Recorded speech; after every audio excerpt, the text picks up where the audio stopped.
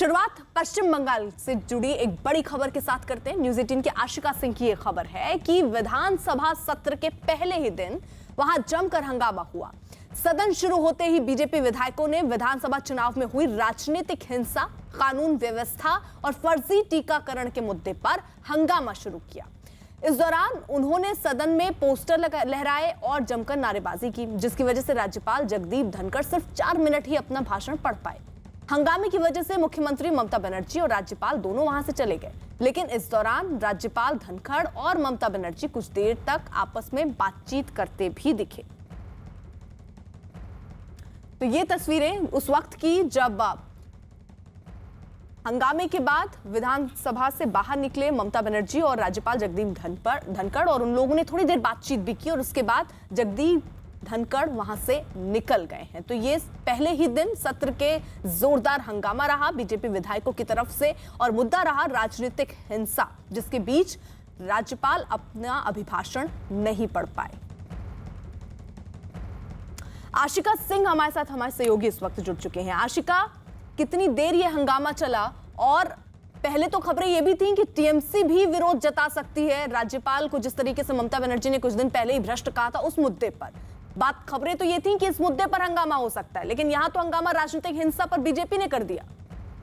देखिए, मैं ये भी बता दूं कि राज्यपाल जिस दौरान निकल रहे थे, टीएमसी के कुछ विधायकों ने जय बांग्ला का स्लोगन भी उस दौरान लगाया। हालांकि राज्यपाल कुल करीब 5 से 6 मिनट 7 मिनट का ही समय था जो पूरा विधानसभा में उन्होंने बिताया। जैसे ही वो वहां पर पहुंचे, अपना अभिभाषण पढ़ना उन्होंने शुरू किया, हंगामा शुरू हो गया बीजेपी की तरफ से। बीजेपी के जो विरोधी दल के जो नेता है शुभेंदु अधिकारी, उन्होंने कहा कि इस अभिभाषण में राज्यपाल के पोस्टपोल वायलेंस का कोई जिक्र नहीं था। कारण ये है कि ये जो स्पीच है इसको ममता बनर्जी सरकार के कैबिनेट की तरफ से तैयार किया गया था।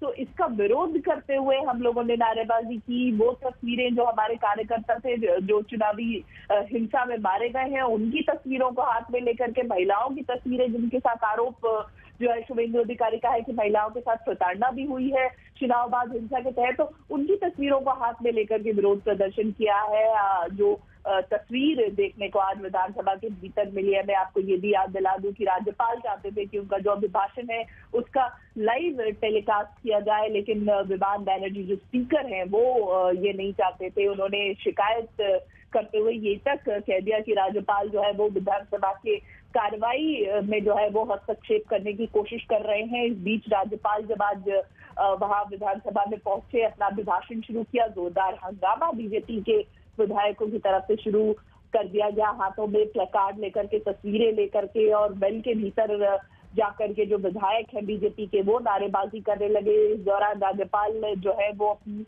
स्पीच जो है उसको नहीं पढ़ पाए, उसको वहां पर टेबल करके निकल गए बाहर और कुछ ही मिनटों के भीतर विधानसभा को छोड़ करके वापस उनका काफिला जो है राजभवन के लिए रवाना हो गया। इस बीच मुख्यमंत्री ममता बनर्जी से 3 से 4 मिनट का करीब समय था जितनी देर वो बात करते हुए राज्यपाल नजर आए हैं मुख्यमंत्री से आज। और इस बीच जो टीएमसी के विधायक थे हंगामे के दौरान, वो शांति रहे और स्पीकर लगातार कोशिश कर रहे थे कि हाँ उसको वो जो है शांत करें और जो स्पीच है पूरी वो राज्यपाल पढ़ सके। जो स्पीच उनको लंबी चौड़ी दी गई थी वो पूरा नहीं पढ़ पाए हैं अंततः।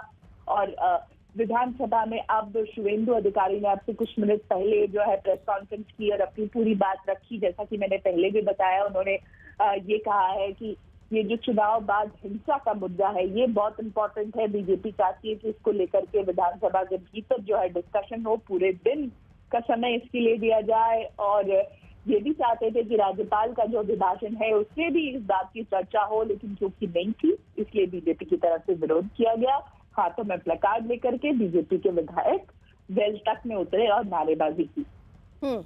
आशिका, फिलहाल हम तस्वीरें तो देख रहे थे कि काफी ये बातचीत भी हुई ममता बनर्जी और राज्यपाल के बीच और उसके बाद राज्यपाल वहां से निकल भी गए, लेकिन आपको बता दें कि उस वक्त दो विषयों को लेकर देखिए विवाद हुआ, जहां एक तरफ बीजेपी के जो विधायक थे वो वेल में पहुंच गए, जमकर उन्होंने नारेबाजी की क्योंकि वहां वो राजनीतिक हिंसा के मुद्दे पर चर्चा चाहते थे और इसी को लेकर उन्होंने वहां पर जमकर विरोध किया। टीएमसी के जो विधायक थे वो भी वहां पर मौजूद थे, उन्होंने भी हंगामा किया। इस हंगामे के बीच राज्यपाल का अभिभाषण जिससे शुरुआत होनी थी सत्र की, वो नहीं हो पाया और राज्यपाल वहां से निकल गए। आशिका, राज्यपाल वहां से निकल गए, क्या ममता बनर्जी भी निकल गई या वो अभी हैं? और आज का दिन क्या ऐसे पूरा दिन हंगामे की भेंट चढ़ जाएगा? ममता बनर्जी अब भी वहां पर मौजूद है। बीजेपी के जो विधायक थे वो बाहर निकल गए, नारेबाजी के बाद जो है वॉकआउट कर गए और उसके बाद जैसा कि अभी मैंने बताया शुभेंदु अधिकारी ने अपनी बात रखी है, लेकिन ममता बनर्जी मौजूद है, स्पीकर मौजूद है। अभी विधानसभा में ये बजट सत्र की शुरुआत है, पहली विधानसभा है ये जो चुनाव के बाद की, इसलिए राज्यपाल का अभिभाषण होना था जिसे वो लाइव टेलीकास्ट भी चाहते थे। मैं ये भी बता दूं आपको कि जो पोस्टपोन वायलेंस है, चुनाव बाद हिंसा का मुद्दा है, ये बहुत बड़ा मुद्दा हाल के दिनों में बन के राज्य की राजनीति में नजर आया है। इसको लेकर के केंद्र ने भी जो है राज्य सरकार से जवाब तक मांगा है, कोर्ट तक ये मामला पहुंचा है, जहां हाई कोर्ट ने एनएचआरसी यानी कि मानवाधिकार आयोग के एक समिति का गठन किया है। इस समिति ने अपनी प्राथमिक रिपोर्ट भी कोर्ट को सौंपी है। इस बीच गत शुक्रवार की बात है, ये टीम जहां कोलकाता के जादवपुर इलाके में पहुंची थी, वहां पर उनको लोगों के विरोध का सामना करना पड़ा था, लोगों ने घेर लिया था। इस बात पर आज ये जो पूरा पोस्टपोल वायलेंस का मुद्दा है, इसको लेकर के भी आज हाईकोर्ट में हियरिंग हुई है। शुभेंदु अधिकारी ने अपनी प्रेस कॉन्फ्रेंस में ये कहा है कि कोर्ट ने जो ऑर्डर दिया है उसका स्वागत करता हूं। मैं ये भी बता दूं आपको कि कोर्ट की तरफ से आज सख्त निर्देश राज्य सरकार को दिए गए हैं और ये कहा गया है कि मानवाधिकार आयोग के रिकमेंडेशन पर जो भी केस है उसमें एफआईआर दर्ज की जाए। कई पुलिस अधिकारियों को विशेष तौर पर जादवपुर में जहां पर एनएचआरसी की टीम को विरोध का सामना करना पड़ा था, वहां के अधिकारियों को शो कॉज किया गया है डीएमएसपी को और ये सवाल पूछा गया है कि क्यों वहां पर उनके साथ पुलिस की जो टीम है वो मौजूद नहीं थी, उनको सुरक्षा जो है पर्याप्त क्यों मुहैया नहीं कराई गई। और इस बीच आपको ये भी बता दूं कि जो मानवाधिकार आयोग की टीम थी उसको अब पहले तो जो समय 30 जून तक का दिया गया था उसको बढ़ाते हुए 13 जुलाई तक का समय अब उनको दिया गया है, यानी कि और भी जगहों पर ये टीम जाएगी और भी जानकारी जुटाएगी। शुक्रिया आशिका। बढ़ रहे हैं आगे, पाकिस्तान और ड्रोन से जुड़ी एक बड़ी खबर आ रही है। न्यूज 18 के नीरज कुमार की खबर है कि 26 जून को पाकिस्तान में मौजूद भारतीय उच्चायोग के अंदर भी एक ड्रोन देखा गया। ये ड्रोन जम्मू एयरफोर्स स्टेशन पर हुए ड्रोन हमले के कुछ घंटे पहले देखा गया। 27 जून को देर रात जम्मू एयरफोर्स स्टेशन पर यह हमला हुआ था। तो पाकिस्तान और ड्रोन से जुड़ी ये बड़ी खबर है, जहां एक तरफ 26 तारीख को पाकिस्तान में मौजूद भारतीय उच्चायोग के पास ड्रोन दिखा। दरअसल वहां एक कार्यक्रम चल रहा था और क्या उसी पर निगरानी रखने के लिए ड्रोन वहां पर भेजा गया था या निगरानी ड्रोन रख रहा था। आप समझिए कि एक पाकिस्तान है जहां पर भारतीय उच्चायोग के ऊपर ड्रोन उड़ रहे हैं और एक भारत है जहां पर जो पाकिस्तान उच्चायोग भारत में है वहां पर किसी को जाने तक की इजाजत नहीं दी जा सकती। यानी किस तरीके का चेहरा पाकिस्तान का है यह स्पष्ट होता है। 26 तारीख के दिन ये ड्रोन देखा गया, रात 10 बजे मंडराता हुआ और उसी के बाद 27 तारीख को याद होगा आपको जो हमला हुआ उसमें भी तार पाकिस्तान से जुड़ते नजर आ रहे हैं, आईएसआई से जुड़ते हुए नजर आ रहे हैं। हालांकि भारत ने अब शिकायत दर्ज कराई है, अपनी बात बहुत ही कठोरता के साथ रखी है कि आखिरकार भारतीय उच्चायोग जो कि पाकिस्तान में है वहां पर आपने क्यों ड्रोन ये कैसे उड़ता हुआ नजर आया, किस बात की निगरानी करते हुए ये लोग नजर आ रहे थे। ये तमाम सवाल अब पूछे जाएंगे सीधे तौर पर पाकिस्तान से और पाकिस्तान को इस पर जवाब भी देना होगा। ये मामला अंतर्राष्ट्रीय मुद्दों के तौर पर भी भारत उठाने के मूड में है।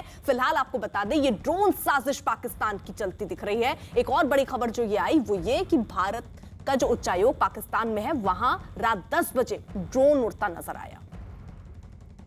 अमित पांडे हमारे साथ हमारे सहयोगी जुड़ चुके हैं। अमित, ये तस्वीरें तो उस समय की नहीं, लेकिन जरा बताइए कि आखिरकार पाकिस्तान में भारतीय उच्चायोग के ऊपर ड्रोन उड़ जाता है और पाकिस्तान की तरफ से कोई सफाई आई कि आखिरकार ऐसे कैसे हो पाता है, क्योंकि भारत में जो पाकिस्तान का उच्चायोग है वहां तो किसी को जाने तक की इजाजत नहीं है। और देखिए, पाकिस्तान में जो भारतीय उच्चायोग है, हमेशा से ही यही शिकायत वहां पर रही है कि वहां के जो भारतीय अधिकारी हैं उनके ऊपर स्पाइंग की जाती है, उनकी गतिविधियों पर नजर रखी जाती है, उनके मूवमेंट को रिस्ट्रिक्ट करने की कोशिश की जाती है। तो ये घटना भी बेहद गंभीर घटना है, क्योंकि कोई भी दूतावास देश का वो दूतावास एक प्रोटेक्टेड एरिया होता है और उसकी हिफाजत की जिम्मेदारी उस देश की रहती है। तो ये घटना बेहद गंभीर है। पाकिस्तान को जवाब देना होगा आने वाले दिनों में, आखिरकार इस तरीके से क्यों ये ड्रोन उड़ते हुए देखे जा रहे हैं भारतीय दूतावास के ऊपर, और उसने इस मामले में क्या कार्रवाई की है।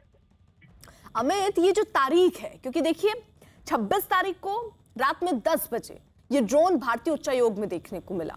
उसके बाद ये नहीं कह रहे कि यही ड्रोन होगा, लेकिन एक हमला होता है 27 जून को भारत में। क्या कनेक्शन भी दिख रहा है आपको कुछ? देखिए, कनेक्शन होना ना होना ये अभी बहुत आगे की चीज है। इसमें तमाम जो एजेंसियां हैं वो तफ्तीश कर रही हैं और इसमें लिंक करने की कोशिश कर रही हैं। ये एक आगे की टॉपिक है, लेकिन ड्रोन का किसी भी दूतावास के ऊपर उड़ना ये बेहद संवेदनशील मामला है और इसका जवाब देना चाहिए संबंधित देश को, जहां पर वह दूतावास है, कि वो ड्रोन क्यों उड़ रहे थे, किस नियत से उड़ रहे थे। जरा बताइए, भारत ने अपनी शिकायत दर्ज करा दी है और कोई अभी जवाब आया है पाकिस्तान की तरफ से? भारतीय अधिकारियों ने पाकिस्तान सरकार से अपनी ये जो बात है वो सूचित करा दी है। अभी तक पाकिस्तान की ओर से कोई आधिकारिक प्रतिक्रिया इसमें नहीं आई है। अमित, रात में 10 बजे इस तरीके से ड्रोन उड़ना, वो भी भारतीय उच्चायोग के ऊपर, पाकिस्तान में ही ये सिर्फ हो सकता है। जरा बताइए कि सुनने में आ रहा है वहां पर कोई कार्यक्रम चल रहा था भारतीय उच्चायोग में, क्या कार्यक्रम चल रहा था और किस तरीके की मंशा रही होगी? देखिए, भारतीय उच्चायोग में वहाँ पर सांस्कृतिक कार्यक्रम चल रहा था और इस तरीके के जो कार्यक्रम होते हैं वो दुनिया भर में जितने भी भारत के उच्चायोग है वहाँ पर इस तरीके के कार्यक्रम होते रहते हैं। तो उसी तरीके से वहाँ भी हो रहा था भारतीय उच्चायोग में पाकिस्तान के। और जब ड्रोन वहां पर उड़ा, ऐसी उम्मीद जताई जा रही है। यहाँ पर भारतीय अधिकारियों का यही कहना है कि उस ड्रोन ने उस कार्यक्रम की, वहां के लोगों की तस्वीरें खींची हैं। तो इन सारी घटनाओं का सिलसिलेवार तरीके से भारतीय अधिकारियों ने इसको इकट्ठा किया और इसको जो पाकिस्तान सरकार है उसको सूचित किया है कि ये ऐसी चीजें हो रही हैं। पवन भी हमारे साथ जुड़ चुके हैं। पवन, जहां एक तरफ हम देख रहे हैं पाकिस्तान में भारतीय उच्चायोग के ऊपर ड्रोन उड़ते नजर आ रहे हैं, वहीं यहां हम तस्वीरें देख रहे हैं कि जम्मू के ऊपर लगातार 4 दिन से ड्रोन उड़ते हुए नजर आ रहे थे। आज भी एक ड्रोन देखने को मिला है। क्या जानकारी सुरक्षा एजेंसियां दे पा रही हैं?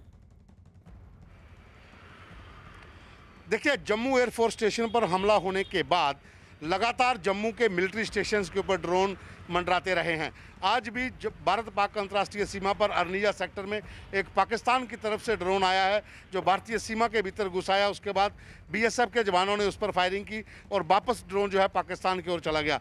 वहीं दूसरी ओर पाकिस्तान का दो ड्रोन जो है वो भारतीय दूतावास जो पाकिस्तान में है उसके ऊपर मंडरा रहे हैं। तो कहीं ना कहीं पाकिस्तान का पूरा इसमें हाथ है। पाकिस्तानी खुफिया एजेंसी ISI का पूरा हाथ है, जो जम्मू कश्मीर में हमला होने के बाद भी ड्रोन जो है मंडराते रहे हैं। सुरक्षा एजेंसियां अब इस जांच का पता लगाने में लगी हुई है कि ठीक है, यानी बड़ी खबर आप दे रहे हैं, जल्दी से उसके बारे में बात कर लेते हैं। रहिए जरा पवन, आप जम्मू से एक बड़ी खबर आ रही है। न्यूज़ 18 के पवन शर्मा की ही रिपोर्ट है कि अरनिया सेक्टर में भारत पाकिस्तान अंतरराष्ट्रीय सीमा पर सुबह 4:25 पर एक ड्रोन दिखाई दिया, जिसके बाद BSF के जवानों की तरफ से उस पर फायरिंग की गई। फायरिंग के बाद वो ड्रोन पाकिस्तान की तरफ लौट गया और इस घटना के बाद पूरे इलाके में हाई अलर्ट जारी किया गया। इससे पहले लगातार 4 दिन जम्मू और उसके आसपास के इलाकों में रात में ड्रोन देखे गए थे। और यही नहीं, इससे पहले भी आतंकियों तक हथियार पहुंचाने के लिए ड्रोन के जरिए सीमा पर हथियार तक गिराए गए थे। जम्मू एयरफोर्स स्टेशन पर हुए ड्रोन हमले के बाद जम्मू में अलग अलग ठिकानों के ऊपर ड्रोन मंडराते दिखे थे। जम्मू के कई मिलिट्री स्टेशन जिसमें कालू चक, रतनू चक, मीरा साहिब और कुंजवानी इलाके में पिछले 2-3 दिन से लगातार ड्रोन मंडरा रहे थे। लेकिन आज सुबह भारत पाक अंतर्राष्ट्रीय सीमा पर अरनिया सेक्टर जो है वहाँ पर जब्बोवाल एक इलाका पड़ता है जो बिल्कुल अंतर्राष्ट्रीय सीमा के पास है। वहाँ पर एक पाकिस्तानी ड्रोन भारतीय सीमा में घुस आया था, जिस पर BSF के जवानों ने फायरिंग की थी। उसके बाद ड्रोन वापस पाकिस्तान की ओर चला गया। तो लगातार ड्रोन दिखने का सिलसिला जो अभी भी जारी है। हालांकि जम्मू एयरफोर्स स्टेशन हो, जहाँ फिर जितने भी महत्वपूर्ण ठिकाने हैं यहाँ पर ड्रोन मॉनिटरिंग सिस्टम लगा दिया गया है। ड्रोन को खोजने के लिए जो उपकरण चाहिए वो सब लगा दिए गए हैं। सुरक्षा कड़ी कर दी गई है एयरफोर्स स्टेशन की, और जितने भी महत्वपूर्ण इंस्टॉलेशन हैं जम्मू कश्मीर में वहाँ पर भी सुरक्षा कड़ी की गई है। एक हाई अलर्ट साउंड किया गया है अंतर्राष्ट्रीय सीमा पर और LOC पर भी, क्योंकि LOC पर भी और अंतर्राष्ट्रीय सीमा पर भी पाकिस्तान की तरफ से कई बार ड्रोन भेजे गए थे, जिसके चलते अब कड़ी सुरक्षा बरती जा रही है, क्योंकि ड्रोन देखने का सिलसिला अभी भी जारी है। हालांकि कई उपकरण जहां पर लगे हुए हैं कि इस इलाके में अगर ड्रोन आता है तो उसे मार गिराया जाएगा, लेकिन अंतर्राष्ट्रीय सीमा पर आज सुबह जो एक ड्रोन देखा गया उसके ऊपर भी BSF ने फायरिंग की थी, लेकिन वो ड्रोन वापस पाकिस्तान की ओर चला गया। कैमरामैन राजवी के साथ पवन शर्मा, न्यूज़ 18 इंडिया, जम्मू। 27 जून को जम्मू एयरफोर्स स्टेशन पर हुए धमाके पर जम्मू कश्मीर के DGP दिलबाग सिंह ने क्या कहा, सुनिए। देखिए, अभी तक का जितना इनिशियल एविडेंस सामने आया उसके हिसाब से ड्रोन्स का इस्तेमाल किया गया है, और बाकी जो पहलू हैं इसके अलग अलग तफ्तीश के दौरान देखे जाएंगे कि ड्रोन पार से उड़ा या फिर बॉर्डर के आसपास से या इंटरनली कहीं से उसको उड़ाया गया। फिर इंडिकेशंस हैं कि लश्कर तौबा का इसमें हाथ शामिल है, क्योंकि लश्कर तौबा लगभग दर्जन से ज़्यादा गतिविधियां इस तरह की पहले कर चुकी हैं, जिसमें वेपन ड्रॉपिंग के केसेस भी हैं, IED भी जहां पर ड्रॉप करने के केस हैं। अमित पांडे हमारे साथ, हमारे सहयोगी जुड़ चुके हैं इस वक्त। अमित, जो हरकत पाकिस्तान में हुई है, भारतीय उच्चायोग के ऊपर ड्रोन उड़ना, उसको लेकर भारत की क्या तैयारी है? किस तरीके से इस मुद्दे को अंतर्राष्ट्रीय स्तर पर भी उठाएगी भारत? देखिए, बेहद जिस तरीके से संवेदनशील चीज़ों की तस्वीरें लेना और रात के वक्त ड्रोन का उड़ना बेहद गंभीर मामला है, और न केवल पाकिस्तान सरकार के समक्ष जहां पर भारतीय दूतावास स्थित है वहां पर भारत के अधिकारी ये बात उठाएंगे, बल्कि वैश्विक स्तर पर जब आने वाले दिनों में चर्चा होगी कि आखिरकार कैसे राजनयिकों के, उच्चायोगों के, दूतावासों के जो अधिकार हैं वो कैसे विदेशी देशों में उनका हनन हो रहा है। इस बात का भी मुद्दा भारत के लोग, भारत सरकार अंतर्राष्ट्रीय मंच पर उठाएगी, और पाकिस्तान को इसका जवाब देना होगा। क्यों पाकिस्तान चुप है? इसलिए चुप है क्योंकि कुछ न कुछ वहाँ पर जो ड्रोन उड़ाए गए थे वहाँ के अधिकारियों की सरपरस्ती में ही उड़ाए गए थे, और वो कोई समुचित जवाब नहीं दे पा रहा है। और अगर ऐसी कोई नीयत अगर पाकिस्तान की साफ होती तो तुरंत उनकी ओर से क्लैरिफिकेशन आ जाता है, जैसा कि अन्य घटनाओं में होता है। तो इसका जवाब भारत पाकिस्तान से चाहेगा, और न केवल पाकिस्तान सरकार के सामने बल्कि अंतर्राष्ट्रीय मंच पर भी। रही जरा साथ, इसी बीच एक और बड़ी खबर आ रही है। जम्मू ड्रोन धमाके से जुड़ी एक और बड़ी खबर।